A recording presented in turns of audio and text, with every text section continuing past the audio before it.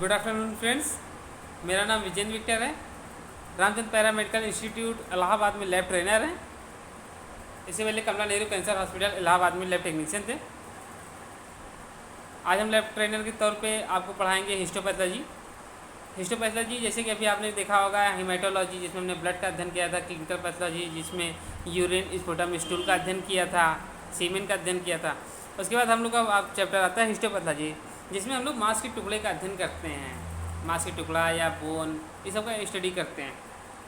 तो सबसे पहली बात समझ लीजिए कि जैसे कि ब्लड का स्मीयर, ब्लड की स्लाइड बनाना आसान है, ब्लड में कौन से सेल है देखना आसान है। लेकिन मांस की टुकड़ा, मांस थोड़ा मोटा होता है, उसको इतना आसान नहीं होता देख पाना। इसलिए हम लोग क्या करते हैं, हिस्टोपैथोलॉजी में उसका टिश्यू प्रोसेसिंग करते हैं।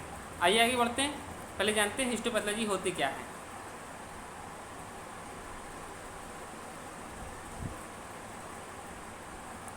It is the study of tissue of the body and how these tissue are arranged to constitute organ, also called microscopic anatomy और microanatomy।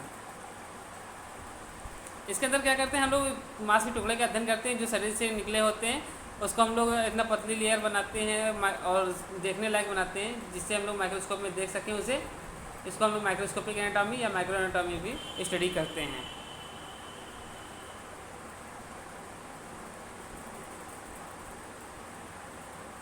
Preparation of tissue for light microscope, tissue processing. The aim of tissue processing is to immerse the tissue in solid medium firm enough to support the tissue and give it sufficient readily to enable thin section to be cut. Tissue processing का उद्देश्य क्या है, मांस के टुकड़े को हम लोग इतना सपोर्ट देते हैं सॉलिड हो जाए ताकि जिससे उसकी पतली लेयर काटना आसान हो जाए, एंड ये soft enough not to damage the knife or tissue with preservation of the structure with the least possible alteration। और इतना ज़्यादा हार्ड भी ना हो जाए जिससे कि काटने भी चक्कू हमारी टूट जाए या हमारे टिश्यू की संरचना डैमेज हो जाए। आइए आगे बढ़ते हैं। टिश्यू प्रोसेसिंग के टोटल 8 स्टेप होते हैं।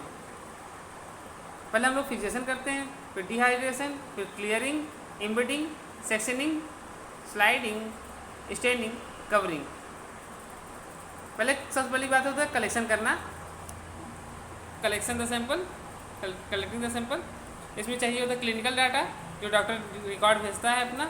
उसके साथ साथ चाहिए होता है एडिक्वेट स्पेसिमेन, पर्याप्त मात्रा में स्पेसिमेन होना चाहिए।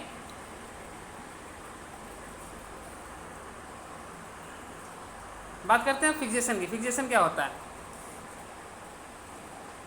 To preserve the structure of tissue achieved by the influence of the various chemical compound called fixative। Common method 10% formaldehyde। Time required at almost 1 mm per hour fixation। It is also used to protect the tissue from the microorganism। Fixation का मुख्य उद्देश्य होता है कि tissue की संरचना को सुरक्षित रखना।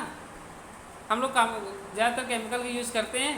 एक सामान्य केमिकल होता है फॉर्मेल्डिहाइड, 10% फॉर्मेल्डिहाइड, उसका यूज़ किया जाता है, हर जगह सस्ता पड़ता है।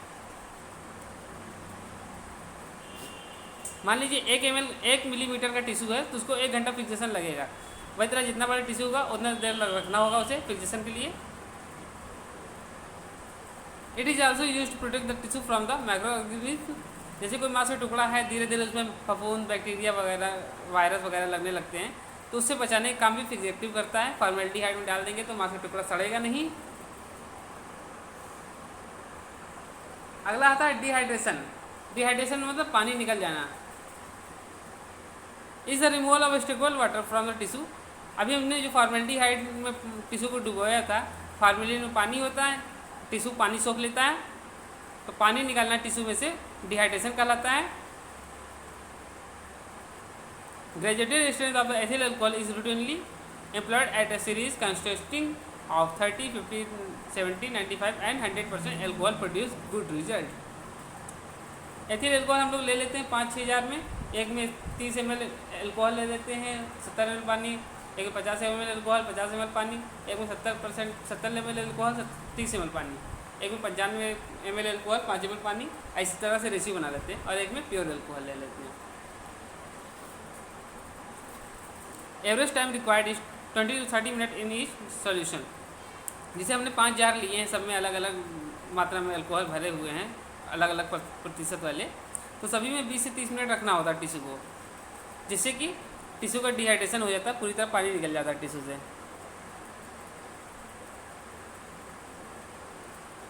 क्लियरिंग, अगला स्टेप आता है क्लियरिंग, आल्सो कॉल्ड डी एल्कोहलेशन।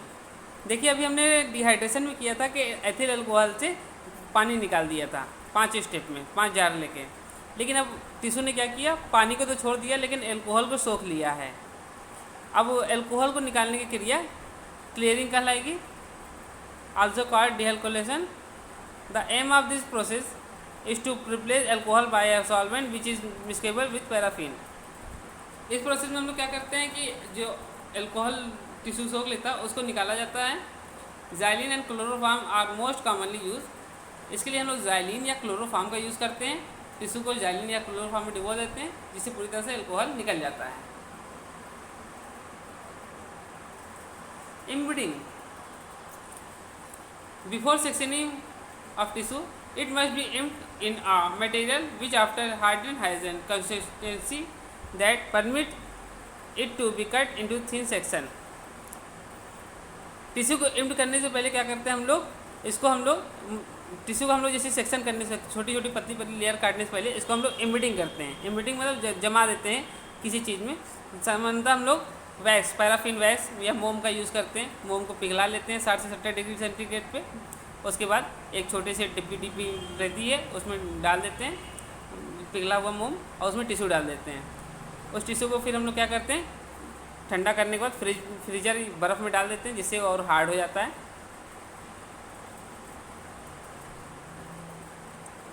ये देखिए इस पिक्चर में बताया गया, मोम पिघला के इसमें डाला गया और टिश्यू डाल दिया गया जिससे इम्ड हो गया। इसमें भी दिखाया गया, एक थोड़ा सांचा है उसमें मोम गला के डाला गया और टिश्यू डाल दिया गया है। Sectioning, sectioning is carried out by the help of the machine called microtome. Sectioning हम लोग एक मशीन के द्वारा करते हैं जिसका नाम है माइक्रोटोम, जिससे पतली पतली लेयर काटा जा सकता है जितना पतला चाहें, यूजुअली 3 to 10 माइक्रोमीटर थिक। सामान्यतः हम लोग टिश्यू जो माइक्रोस्कोप के लिए चाहिए होता है 3 से 10 माइक्रोमीटर मोटा होना चाहिए। ये मशीन है, इसको बोलते हैं माइक्रोटोम मशीन। इसमें एक नाइफ लगी होती है, स्टील की नाइफ होती है, टिश्यू लगाने का ब्लॉक होता है, पैराफिन ब्लॉक होता है, ब्लॉक होल्डर होता है और ड्राइव व्हील होता है। स्लाइडिंग, अगला स्टेप आता है स्लाइडिंग। जब हमने पतली पतली लेयर काट लिया तो स्लाइड किया जाता है। Also count mounting the slide, clean microscopic glass slide are taken and the section which is floated on in warm water is taken on glass slide is such a way that no air bubble trapped between them. The dish is always has black background with round edge। इसके अंदर क्या करते हैं हम लोग, एक पानी का टब लेते हैं जिसमें गर्म पानी रहता है, वाटर बाथ। टिश्यू को जो पतला पतला लेयर माइक्रोटोम से काटने के बाद हम लोग क्या करते हैं, इसमें डाल देते हैं पानी में, गर्म पानी में। और गर्म पानी में क्या होता है कि मोम उसमें से निकल जाता है, टिश्यू तैरता रहता है। उसके बाद एक स्लाइड ले लेते हैं, स्लाइड से तैरते हुए टिश्यू को स्लाइड पे ले लेते हैं। हमेशा ध्यान दीजिए टिश्यू जो आपका वाटर बाथ है, पानी का टब गर्म वाला, उसका जो तल होना चाहिए काला काला दिखना चाहिए जिससे टिश्यू आसानी से दिख सके। अगला आता है स्टेनिंग। अब उसको कलर करने की बारी आती है, रंगने की बारी आती है। टिश्यू को हमने स्लाइड में ले लिया, उसके बाद रंगा जाता है उसे। Because the tissue of the body are colourless and it is difficult to study their detail, the staining technique enhance natural contrast and permit distinction to be made between them. क्योंकि हमारे शरीर का जो टिश्यू होता है वो colourless होता है और उसको अध्ययन करना आसान नहीं होता कि उसके अंदर कौन सा सेल है, किस कलर का दिख रहा है। इसलिए हम लोग क्या करते हैं, स्टेनिंग का प्रोसेस यूज़ करते हैं जिससे कि दोनों के बीच में कलर आ जाए और उसमें जो रोशनी है उसकी कम हो जाए और लाइट जो टिश्यू है अपनी संरचना ले ले। When the coloring property of dye is the basic radical, the stain is called basic dye and the stain structure called basophilic. On other hand, when the coloring property of dye is in acidic radical, the stain is called acidic dye and the stain structure called acidophilic. अगर हम लोग जो chemical use कर रहे हैं वो क्षारीय है तो हम लोग उसको क्या कहते हैं, बेसिक डाई बेसोफिलिक कहेंगे। अगर कोई स्टेनिंग हमारा अम्लीय है, एसिडिक है, तो उससे अगर स्टेनिंग करेंगे तो एसिडोफिलिक कहलाएगा या एसिड डाई कहलाएगा।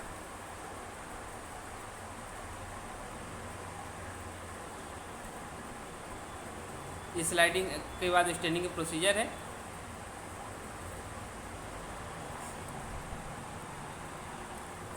The most commonly use dye is combination of hematoxylin and eosin. हम लोग ज़्यादातर लेबोरेटरी में देखेंगे आप लोग कहीं भी जाके, तो हीमाटॉक्सिन नियोसिन स्टेनिंग किया जाता है। To do it you must go in reverse order process because this stain dissolve in water. इसको हम लोग रिवर्स ऑर्डर में कहते हैं क्योंकि ये स्टेन जो होता है पानी में घुलनशील होता है, डिजॉल्व हो जाता है। By this method the nuclear structure are stain dark purple और blue and all cytoplasmic structure and intercellular substance are stain pink. इसमें हम लोग क्या कहते हैं, न्यूक्लियस जो होता है, केंद्रक जो होता है, वो सब क्या होता है, ब्लू या पर्पल कलर में हो जाता है, और जैसे कि टिश्यू के अंदर और जो चीज़ें होती है सेल के अंदर वो पिंक हो जाती है, जैसे साइटोप्लाज्म वगैरह जो होते हैं वो पिंक हो जाता है। कवरिंग स्लाइड एक बार जब स्टेन हो जाती है उसके ऊपर हम लोग एक कवर स्लिप लगा देते हैं, एक कांच की पट्टी लगा देते हैं जिससे चींटी वगैरह ना खा पाए उसे, तो कवरिंग कहलाता है वो।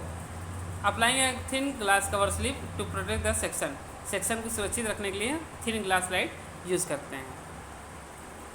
इस पिक्चर में देख रहे होंगे मांस का टुकड़ा स्टेन हो गया, उसके ऊपर पतली सी कांच की पट्टी रख देते हैं जिससे वो फिक्स हो जाता है और चींटियाँ नहीं खा सकती, ना टिश्यू गायब हो सकता है वहाँ से।